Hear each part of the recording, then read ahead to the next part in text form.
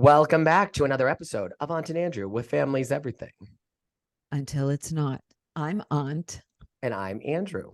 Hi, Andrew. How Hi, are you? Aunt. I'm doing well. How you doing? I can't complain. Oh, I just want to start with Angie's dog looks ridiculous. So ridiculous. I don't care what anybody says. Dressing up a poodle like that is ridiculous. I feel like so you know what's so funny is when I was watching it, yeah, I had this thought that you have complained about people who die their dogs before. And that's all I could think about was this moment when you were going to bring it up and I was going to remember it. And I thought to myself, this is just like a Starbucks small, medium, and large. I have no tolerance. Leave the poor dog alone. Oh, yeah, I agree. Yeah, I mean, the dog looks hideous. It feels hideous. I can tell the dog's embarrassed to have purple hair.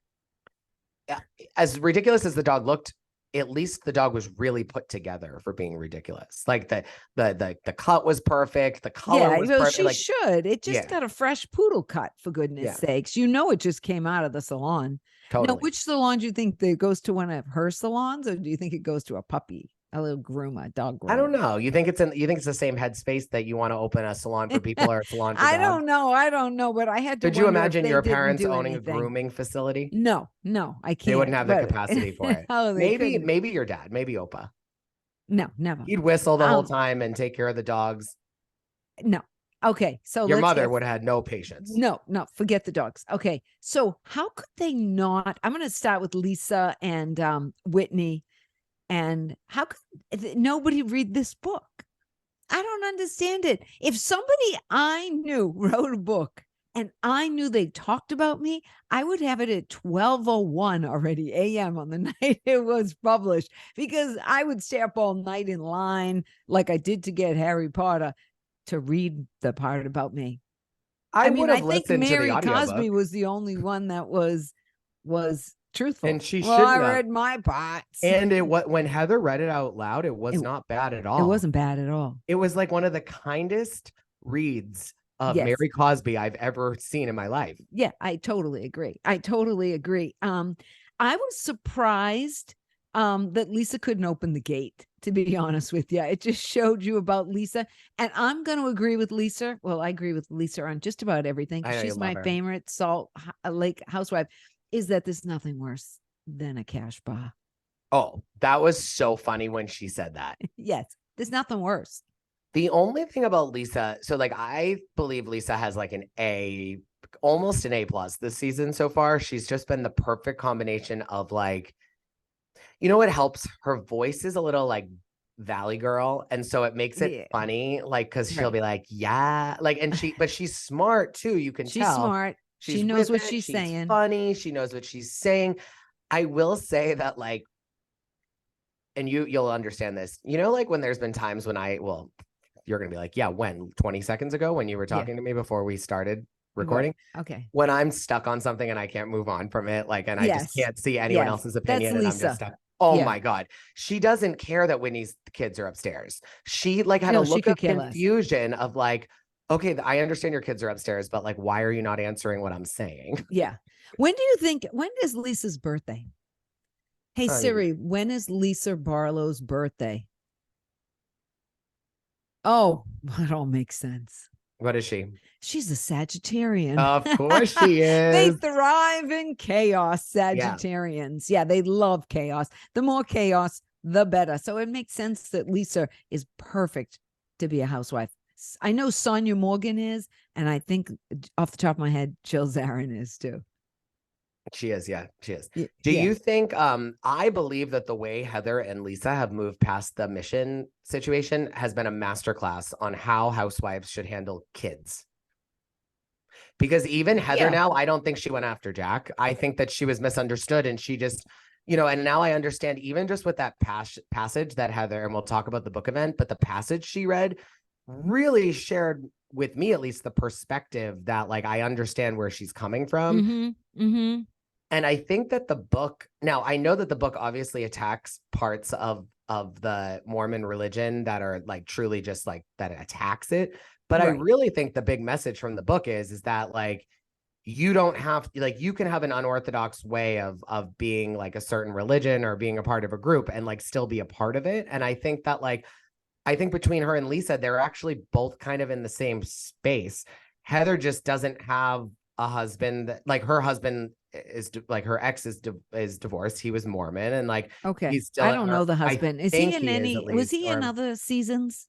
No. She's always been single. Oh, she's never. Okay. All right. But I think that Lisa it's kind of like Heather has looked for belonging in a way that Lisa's life is. Like, so I feel like I know what you're saying. Lisa's life is comfortable. Like, her husband, even though he's far more like by the book Mormon than she is, he's very comfortable with the type of Mormon she is. Her kids are as well. Right. It's very healthy in their family, where I feel like they can talk about the parts of the Mormonism that are not what they want in their lives, and that they can talk about the things that are important.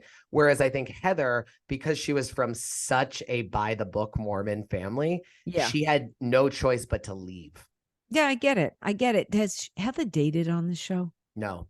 Oh, okay. And I think it's because she's too Mormon. Like, I think that that's part of the Mormon faith that she wants to keep close to her. It's just like, she also wants to like wear a Gucci corset, even if it isn't made even in if her it's size. a size 12, right? Or 14 or whatever Mary said. Now, I was surprised that this was the first time Heather's been to Mary's house. And I love how she described it. She described it as Dr. Seuss and Whoville. Yeah, I love that. Because those chairs were amazing too. Oh, I feel like that. How tacky is her kitchen being Tiffany's blue? It's so tacky. She painted it. I mentioned it a couple of episodes ago that it's just horrendous as far as I'm concerned. She probably had really, really nice wood cabinets, like probably cherry, and cherry cabinets are out. So she painted them. And I hate painted cabinets. Leave your cabinets. Either replace them or I don't know. I didn't like it. She looked happier when Heather arrived than I've ever seen her. Yeah, she was. She took happy pill. She took a happy pill. Or she was something. Really, she looked like she had just had a wait. It was like her son and the wife and the drugs all moved out of the house at the same time. Maybe she was doing their drugs. Of course, here's the thing. She should never have told Heather that she looked like an inbred. No. And Heather didn't say anything bad about her. It was she doubled down too. I know, you do look like an inbred. Well, you do. It's like, I mean, what's an inbred supposed to look like is what I want to know. Like, well, Heather said they're kind of known as to be ugly. Oh, well, I took inbred that way, in that connotation, to mean special needs almost. I don't know. All I know is why? Because it used to be that, the reason why people aren't allowed to marry their cousins is because there was because there's a higher risk of autism or Down syndrome. Yes. And so when you say inbred, to me, it means that you're special needs looking. Or yeah, exactly. And I think that that's kind of what Heather was saying. I give Heather a lot of credit because she was very calm when Mary doubled down. She must have taken a chill pill first too. That's all I can say about that. But it's just can you imagine getting you've never been invited to Mary's house, you've never had a good relationship with her, and the producers send Heather like her call location and time the day before, because that's what they do. They tell you like where you're going, what you're doing, only a couple days in advance. Could you imagine getting her call sheet and it being like, you need to be at Mary Cosby's house at this time? She was probably what? Oh, I know, totally. I know, but that was kind of cool scene. And then let's get to Meredith's podcast. First of all, I want to mention that Meredith and her husband have the same microphones as Andrew and I. I love that. Isn't that amazing? I did too. Did you notice that? Yeah, I noticed it. Yeah. That was the first thing I noticed. And I loved that they had this great emotional connection, and she didn't record it. Of course, it was being recorded for Bravo, though. So that makes me wonder. Well, here's the deal. Why do they have a producer on their podcast, platform or whatever? I think it's like Streamcaster or whatever they use. Isn't his job to press record? I don't know. Nobody creates this content. Imagine if you and I were in a Zoom right now. We create our own content. Imagine if we were in not this Zoom, but we were in someone else's that was our producer. Yeah. And they were off camera, meaning they'd only record the people that are on camera. Right. My expectation for the producer that is like getting paid or is a part of the financial part of this would be there that they yet with record. Listeners, but I'd love it. I would love we a would love it too. producer. But they would be like, I mean, we just got all little right, pieces we're of paper with recording. notes. Yeah. We're recording. Like, you know, Oh. so it was, I don't know, it wasn't. Oh, I would But love then somebody again, to like edit our Seth's content. reaction, I thought it was really, I thought that was very, very, very real. I thought that was real at that moment. At that moment, it was real. I think that must have, like, again, I just can only imagine like married couple, like a married couple, or just one of the people that watches the show that is going through shitty times in their marriage, like how helpful or just like how nice that was to see, like that they were willing to talk about that on TV. No, but it was interesting that they have very different memories of what happened too. Well, I like that Which he took full happens, which shows responsibility. you, which shows you that there's really two sides to every story. When you both have different memories of what occurred, those are the two sides. I did love the fact that Meredith had 350 people at her wedding at the Ritz-Carlton. I know. And it was fascinating that she had a post-nup. I love that, but I also love that she goes, they didn't have to be at the Ritz-Carlton. And then he goes, yeah, or the Four Seasons. Yeah, or anywhere else that was expensive. Do you think that Meredith Meredith's always had a reputation as being like an ice queen? Oh, she is. Do you think that it's her personality or it's the amount of shit she has in her face? No, I think she's an ice queen. Okay. I think it's a combo of the two. No, because she talks about the rumors. Yeah, but even then, she doesn't look mad when she's screaming. Well, yeah. She just looks serious. Because her face can't move. What's wrong with that? She can't give any looks. What's wrong with that? What's wrong with your face not moving? Because then when people accuse you of giving looks, they don't have any evidence. They got no evidence because my face doesn't move. Exactly. All right. Let's get to my there's a few things. My big issue. I don't care what you say. We've discussed this in past reviews of Salt Lake. I believe now the truth always presents itself. Mm-hmm. That everything with Monica and her mother is fake. I agree. Everything. The way the mom came with her makeup done. Smiled. The smile got me. Cameras there, and there's cameras outside, and there's cameras inside, and the girls are there. And I also want to say, I don't even think that's Monica's house. I think she rented it for her filming because there's no personal items around. There's not a picture of the kids, the girls, nothing. And all you see is that like room with the shiplack. The mother showed up all done, but she also had a smile on her face. And let me tell you something.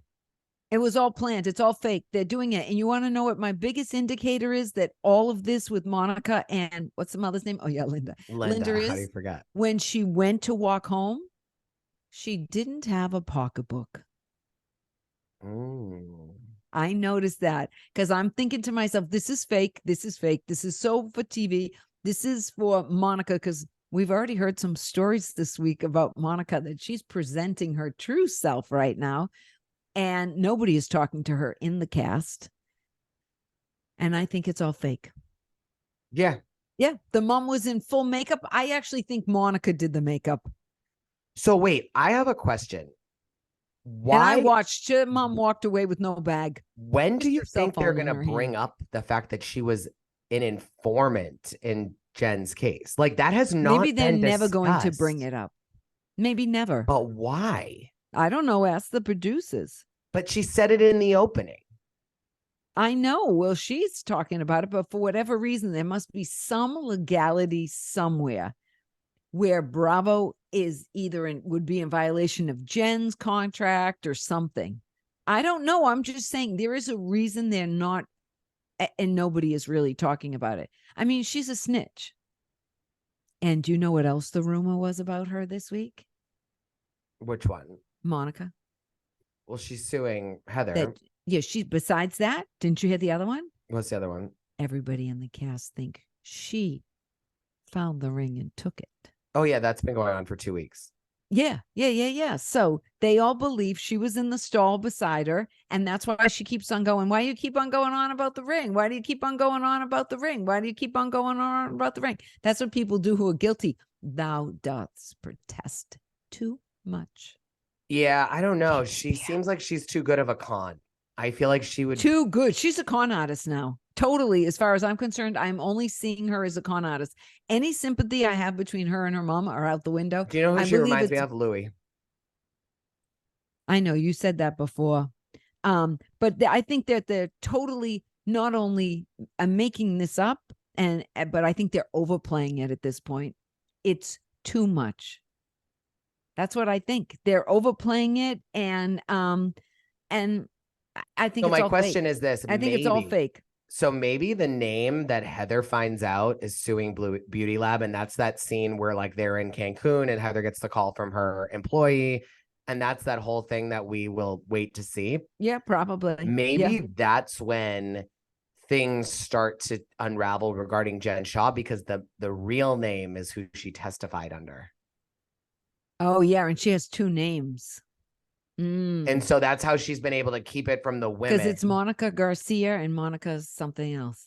And maybe then once the Monica something else, her real name is comes discovered, someone goes to Google and then finds and then pulls up the case and sees that she was sees that name is included.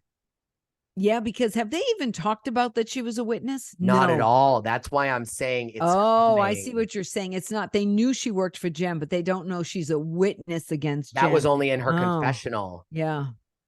Oh yeah, maybe. And I think they want people to think that Heather on the phone is them finding out that Jen was a witness. Whereas like, I think that's just the tip of the iceberg, is that she's suing Beauty Lab, and then all of the Jen Shaw not that stuff. Jen, Monica was a witness. Yeah, that Monica was a witness on Jen's case. Yeah, that's probably right. That could be. Interesting. I am glad it's finally getting warm in Salt Lake. Oh yeah. Yeah, the big puffy coats are gone. All right, let's go to the book reading. Okay. First of all, I loved when Lisa said that she just wants a good time with good time girls. Yeah. That's Lisa. And Lisa was great. I mean, she came out and she sang Away in the Manger. And they snickered at her and everything. I thought she was great. I thought she did great. I didn't mind her rapping either. I thought it was kind of good. But I've decided I am team Lisa Barlow.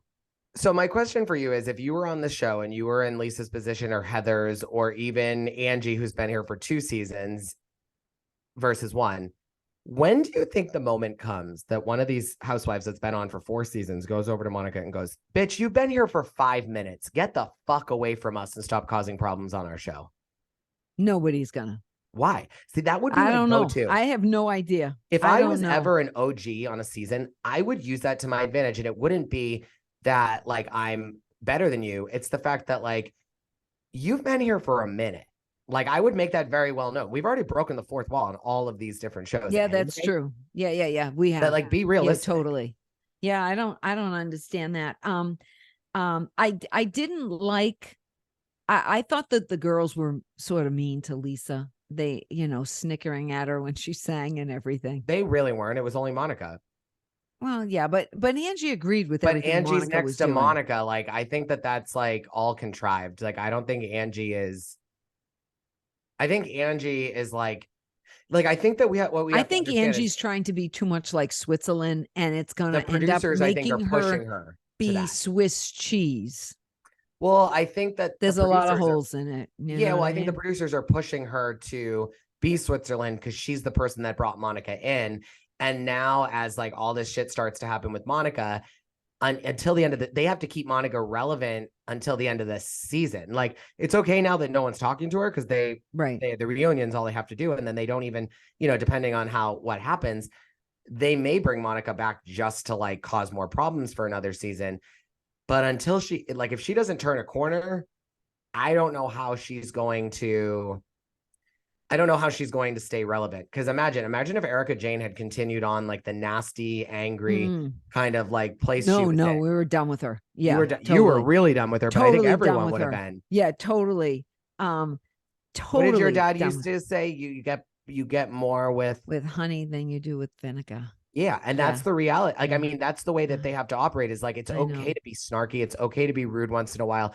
But when you create a caricature that you are just this person that is going to be like causing problems, and you think that by speaking whatever comes into your frontal lobe is going to keep you relevant, there's a fine line you walk. Call up Rinna, Call up Tamra when she got put on pause. Call up Dorinda. Call up Jill Zarin. Like there's a fine line that you walk as a housewife that keeps Bravo happy. Yeah. And also keeps the fans happy. Right. And when you cross over, I just think Monica is so rude. I think a different level of rudeness. But it's wearing on me. Well, that's why I think they must address the witness part of it, because if not, why else would she be relevant to the show? Yeah, no, I get it. But I don't know what it is about her, but I think she's a fraud now. So everything she does, I just see it as fraud, planned, manipulative, fraud. It doesn't matter what she does. Do you think that production is manipulating this, and maybe what they do is they have one of them call Jen to check on her later in the season, and she tells them, like she says Monica, and then they find out from Jen Shaw that Monica was a witness. Oh, that would be good, wouldn't it? Oh, no, let's see how it plays. Because they did show Teresa visiting Joe. They didn't show inside. They showed Joe visiting Teresa. They didn't show inside, but they show like the lead up and then the leaving. And I can only imagine the lead up. They're going to visit Jen. It's going to take a lot. And then when they leave, it's like, oh my God. Like then they like. Oh, and then they have the revelation. I can't wait.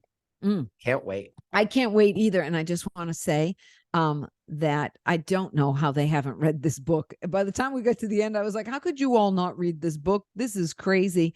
And it's bad when your 16-year-old's face moves more than yours does. That's true. Because when the daughters were talking to her, I thought they have expression and they were very sweet girls. You could tell. They were very sweet girls. They love their mom. I mean, and I think that was produced, but I think that their words were genuine. So there's a difference. Like, I feel like they've had that conversation with her, and so they just recreated it for camera, but it still probably happened. Like, I don't think that they're faking that they're comfortable. No, I don't believe so either. But it says a lot that so many housewives have really good kids, amazingly, for considering what a mess their moms are half the time. And Jack's a good kid. Lisa's kids are good. At the core of every religion. At the core of every religion is good. That's the problem. Even when you look at the problems in the Middle East, at the core of the Islam core of any and human of Judaism is very similar.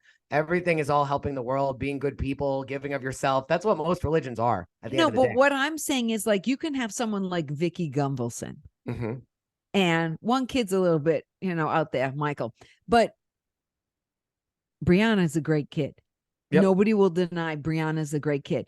Ali Zarin is I don't think her name was ever Zarin, but Ali Shapiro. Ali Shapiro is a good kid. She's always put Jill in check. Like, she's always been doing that. And the same with Ramona's daughter. Oh, Avery. The most. Yeah, always a good kid. Gia. A Pandora, good kid. Gia, she's been through the most. Gia, a good kid. And then she's trying to become a housewife. Well, she's not married. Oh, Bravo says she gets more airtime this year. She just did a spread in People. Okay, but she needs to go to like Summer House or something. She'd be more interesting there. That's where I think she belongs. If we want to, have her go to Below Deck first and then go to Summer House and then Winter House, and then maybe she can be a housewife. Okay. But I'm just saying that some of these wives, I guess you call them wives, have great kids. And others, I mean, there are out there that are a mess, like Ashley. She's amazing now, though, too. Jackie's she's doing great now. Okay, well, she was a mess. She was pulling hair and everything. And Laurie Peterson's son is in prison, and we have a few of those. So, I mean, we got to give it up. I have a soft spot for Ashley. Is that her name, Ashley? What did I call her? You called her Ashley. I have a soft spot. Oh, I did call her Ashley Holmes. I remember when Danielle Staub, when she was walking on the runway, goes, Cocor. Oh, that was so bad. Anyways, and then we ended with Monica not Monica. We ended with Angie Angie's trying to play too much Switzerland. Yeah, she is. Yeah, I don't like it. I don't either. So, I think she'll flip quick though. I think she's sort of. I think she's a soldier. She's a soldier for the production right now to keep Monica in the inner circle. I think she knows her role. Oh, maybe. I don't know, but to me, she's a little messy. But I think you also have to remember, they're not all against Monica right now on camera. No, but they're getting there. I don't think they got there until the past couple of weeks. They're getting there. No, but that's the past couple of weeks. The filming's I think you're going to see a lot more come out at the reunion. You're not going to see as many people be done with her on the finale. It's going to be the reunion because there's a lot that's happened off camera that they're going to then start to consider. Yeah, probably. Anyways, well, you know what? I thought my mess was going to be, who did I just say my Monica mess was? probably. Monica. No, I had somebody else was my mess. I was going to say Angie was my mess, but I'm going back to Monica. She's my default. Linda, so you know. Monica's mom is my mess this week. Oh, she is a mess. Yeah. Just because she's older. Or is it because she had wore pigtails? Listen, I don't believe after like 13, 14, you should wear pigtails. Here's the deal. That's me. My mother likes to tell me all the time that she knows more about life because of her life experience. Well, that's so true. I'm going to take it from my mother and I'm going to say Linda from the Housewives, not Linda, my mother. Yeah. I think that Linda from the Housewives is my daily mess because as you've told me, Mom, she's got more life experience than Monica. Oh, well, there you go. She should know better. I also think she's a grifter a bit. Anyhow, love you guys. Follow us on Instagram, Aunt and Andrew. We post lots of different things. Subscribe, like, comment on YouTube, and share with all your friends. We're so sick of the thousands. We want the hundreds of thousands. Give us more. Tens of thousands. And then once we get there, we want always more, never enough. Talk to you soon. Bye.